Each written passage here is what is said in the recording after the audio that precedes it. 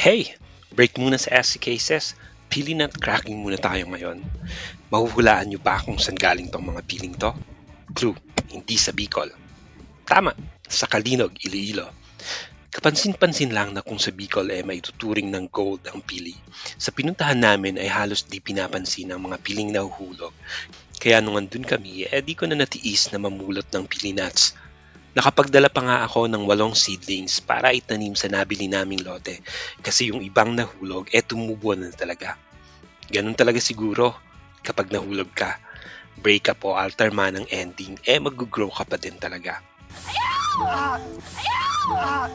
Shoutout nga pala kay Uncle Tete sa pagtulong na mamulat ng pili. Tinanggal ko muna ang pinakabalat ng pili, skin at pulp, pagkatapos ay binilad ito sa araw.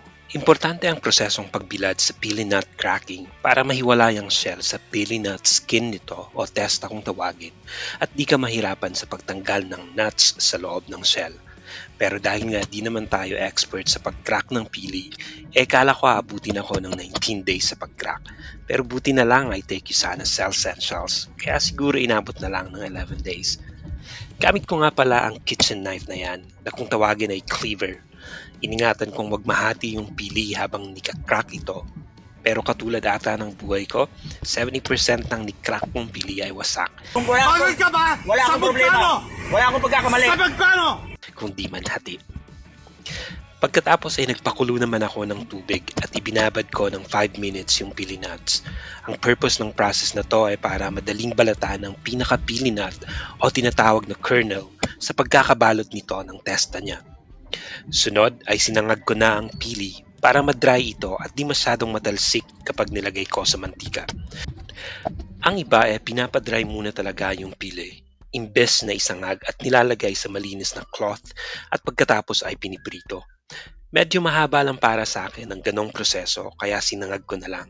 Isa pa, di ko trip iprito yung pili tas i-coat ng muscovado kasi mas matigas yung magiging resulta pagka ganon.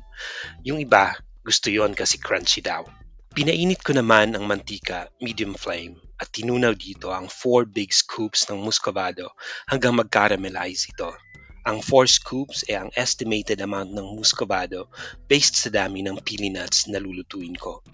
Pagkatapos ay nilagay ko na nga ang pili nuts at nimekos-mekos ito sa caramelized muscovado.